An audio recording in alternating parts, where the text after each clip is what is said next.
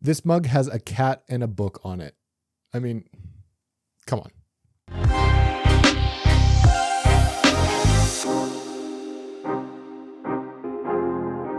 Hey guys, welcome back to the channel. My name's Theo. Thanks so much for hanging out with me. I just want to give you a bit of an update and let you know how the month is going so far. So as usual with these mid-month updates, I like to kind of, split it up into like personal stuff and then some book stuff and my reading and then some channel updates and, news, collabs, what's on the horizon with the channel and videos and that sort of thing. And then maybe at the end, if it's, relevant, some other stuff, some movie stuff, game stuff, whatever I have to talk about at the time. So as usual, I'll have timestamps down below. So if you want to skip a section or skip ahead or skip one completely, whatever, you can do that. On the personal side, everything's going pretty well. I've had kind of a busy September, to be honest with you. I feel like everyone's busy. Things are getting a little bit back to normal after the virus that shall not be named, and people are going to more events and traveling more and all this kind of stuff. And I feel like everyone is busy. So I know I'm not the only one, but work has continued to be a little bit busy. We're nearing the end of our fiscal year, so things are starting to wind down. So there was a little bit of a push near the end.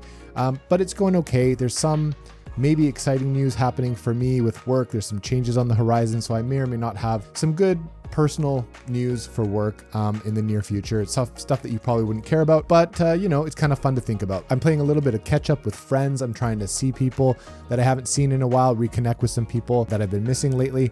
And I've been helping my parents a little bit. My parents are going on a bit of an extended trip to Greece for business and pleasure. And, with travel still being a little bit cumbersome and everything being online now, I'm helping them prepare and make sure they have everything in line. They haven't traveled very much in the last, I would say, couple decades, to be honest. So, I'm making sure that they know what they're doing and have everything in order, because there's some, like I said, some specific things they need to take care of while they're there. So I'm making sure they have everything in order. And I hope that they can, enjoy themselves as much as they're able to. They're in their 70s and, I don't know how much more, how much traveling they're going to want to do. So they're not much for vacations and much for traveling. This is going to be a bit of going for about 2 months. It's going to be a bit of a long trip for them. So I wish them the best. I hope everything is cool. They leave next week. I take them to the airport on, I think, Tuesday. And so that'll be fun. I'll miss them, but hopefully they have a good trip. And it's making me want to take a vacation, to be honest with you, maybe to Europe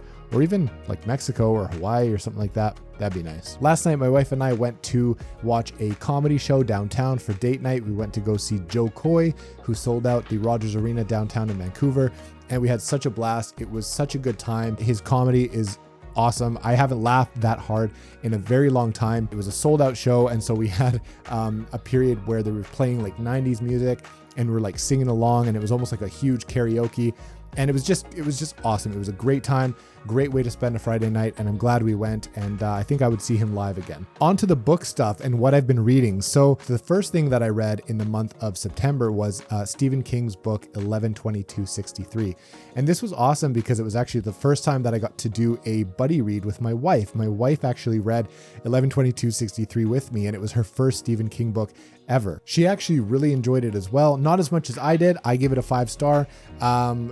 Her rating scale is a little bit different. I think she ended up giving it like a 3.5 or whatever, but she really enjoyed it. Trust me. For her, I think it was sort of the US politics and sort of the overarching subject matter. I think her argument was the same sort of story and the same sort of time travel and the same sort of romance and all that stuff didn't necessarily have to happen in the backdrop of, the JFK assassination. So for her, it was the US politics that maybe didn't quite make this as great as she wanted, but she really enjoyed it, and it actually made her want to pick up another Stephen King book. So she's looking to start another one. I don't know if she started one. I think she started Duma Key, but I don't know how far she's gotten. So, I think she is a Stephen King fan. I think she appreciated his writing and the characters and all this sort of thing. So we'll see if she continues to read Stephen King, but it was fun to do a buddy read with my wife. I've never done that before, and we're going to read much more together.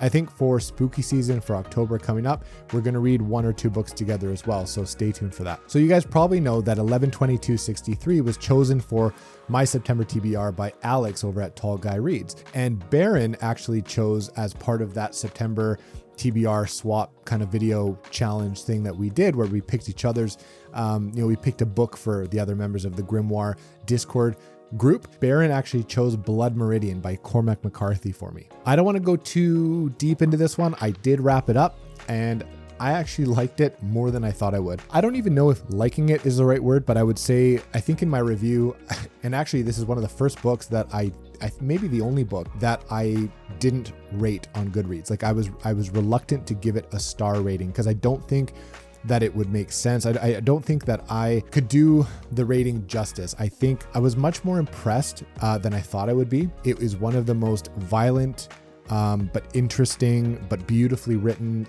books I've ever read. When Baron chose it for me, he said he wanted to give me an experience that was very unique and introduce me to something completely different. Not only, the subject matter, but also the way the author writes, the way that it looks on the page, the way that it reads, and the prose, the whole style of the thing, right? But I'll get more into this in my wrap up. I don't want to give too much away right now, but it's one of those where I didn't feel like I could give it a rating. I understand now how people can reread this book and explore more in depth the philosophy and the themes and just the era and the history and stuff behind this book. I can totally appreciate that. And I listened to this on audiobook, so that makes a difference as well. I did a little bit of the ebook, but not enough to really say that I read very much of it with my eyes. But I think if I were to reread this, I would strictly reread this in physical and really kind of sit and absorb it. And I think I will reread this, but probably not anytime soon because I have a lot of other stuff that I want to get to. This one was a challenging read for me, I have to admit. It was just the way it was written.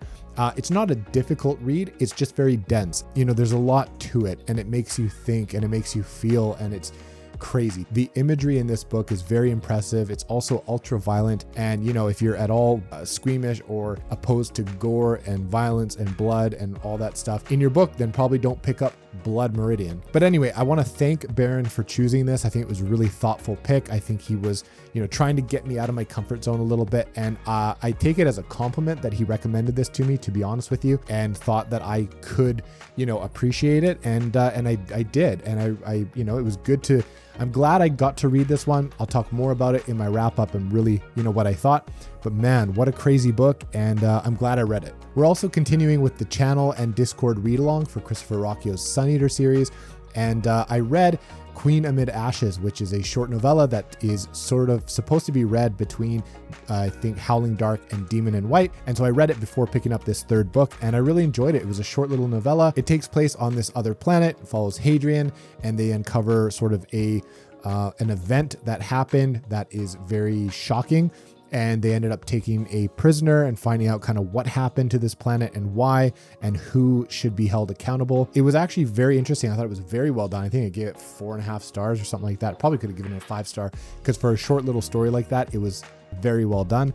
And it really made me want to jump into Demon in White right away and find out kind of where I think it was a time jump to the novella, and then there's another time jump to Demon in White. So I'm excited. Demon in White has popped off already. I'm not too far into it, but I'm really enjoying my time. I hope to make up a little bit of progress this weekend. I'm just enjoying my time with it. So I hope to get to the 5th season. RJ at RJ Reads chose for me the 5th season by N.K. Jemisin. So that'll be one that I finish at the end of the month. I hope to fit that in after I read Demon in White. That's another one that I'm a little bit intimidated by. It's a little bit divisive in its sort of narrative structure and the way that the story is told. And so I'm hoping that it lands for me. Some people say it's one of the best books or series ever written, and other people that I trust have DNF'd it. So I don't really know what to think. I'm a little bit scared, but I've saved it for last. I really want to get Demon in White as part of the read along done, to be able to talk about it and stuff with people that are, still reading the book. And the 5th season, I'll end the month with that probably, and hopefully it lands for me. Onto the channel and news and that kind of stuff. Earlier this month, I was lucky enough to be part of a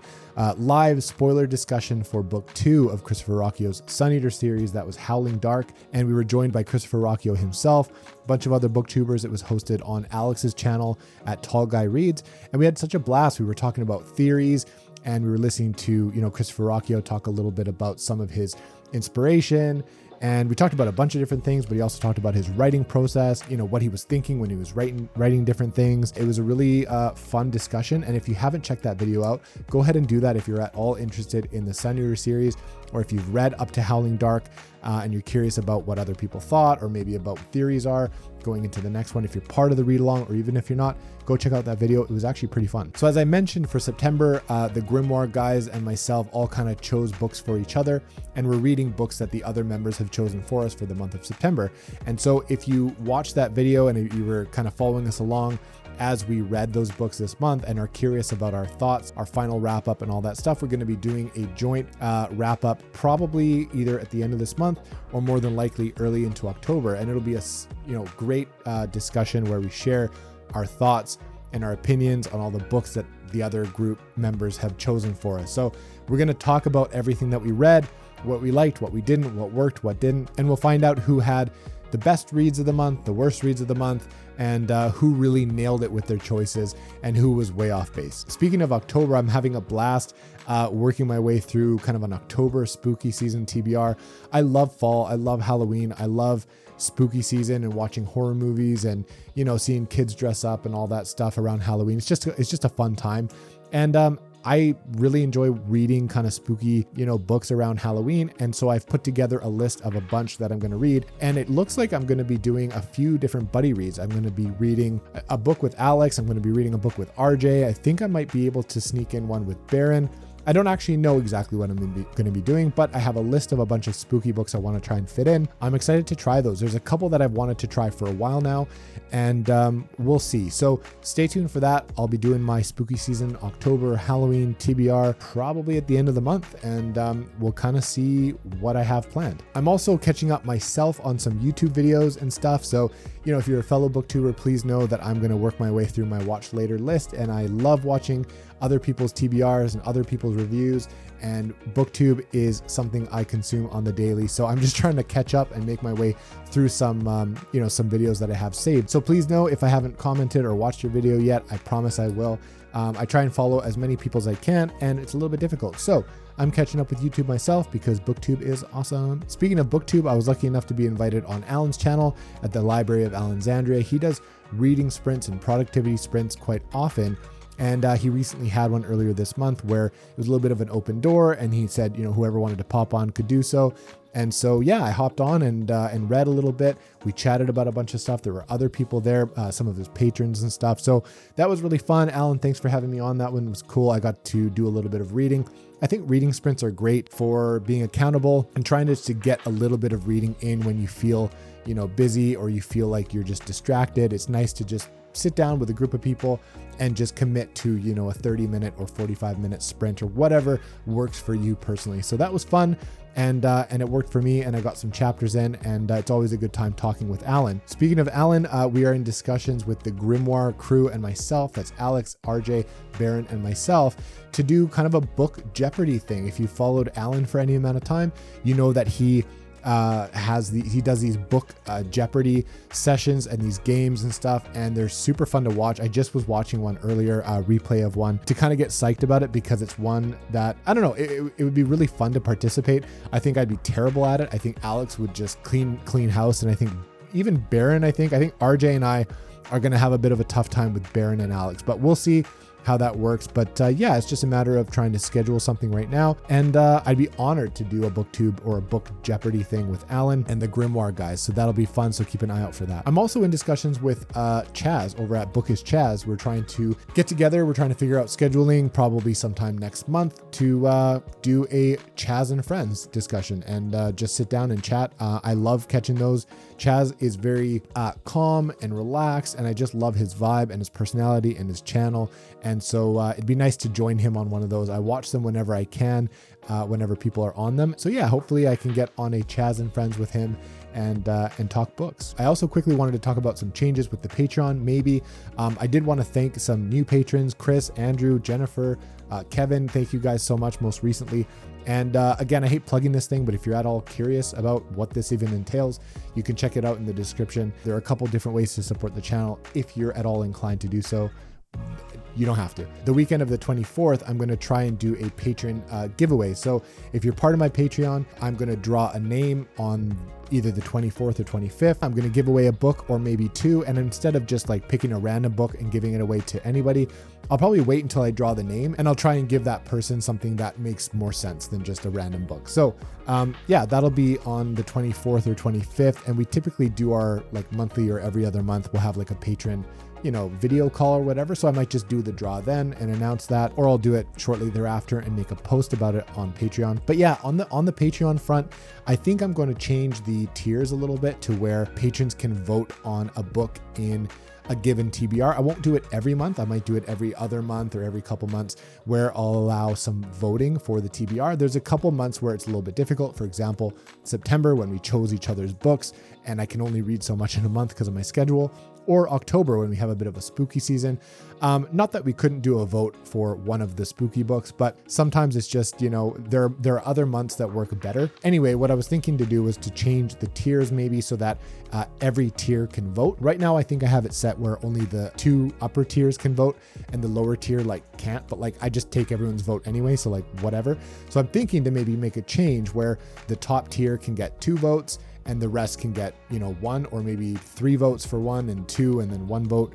I don't know, whatever. I'm thinking about changing that up a little bit so that I can get everyone's votes. Some people can have maybe more of a say in what I'll read that month. So that'll be cool because I would like to do more and more TBR voting, and I think that'd be fun. Anyway, to all my patrons, thank you so much for the support. Again, if you're at all curious, it's in the description. Not much else to talk about, nothing really on the movies and video games front. I'm still using an old backup laptop, so while I've had the itch to play some video games lately, I don't have a PS5. I have an old PS4, but I've played all those games, and I got a warranty refund for the laptop that I had to send back out. And that was, you know, such a beast of a machine that I could play any games, and I got really into a couple. And then I am back using this old beat up laptop that I can't even really edit on properly. So that's a whole other story, and you've probably heard me whine about that before, but there's a couple games that I'd like to play. So until I get a new computer or even find a PS5 at a store somewhere, I haven't really been playing many video games, but there's a couple that I really want to try and a couple that I want to continue playing. So I've had the itch lately, but I haven't really been able to play. So that's about it. Haven't seen anything worthwhile. I haven't caught up with House of the Dragon or Rings of Power. I'm not watching those yet, so I'll talk more about that another time because I'm going to be reading Lord of the Rings very soon. And at the beginning of next year, I'm going to be doing a Song of Ice and Fire read for my first time. So I'll leave it at that, guys. I'm curious what you guys are reading. How's your month going? What does October look like for you guys? Any spooky recommendations maybe for when I do my TBR video? That's it. I'll leave it there. I hope you've had a pretty good month so far, and I'll catch you all on the next one.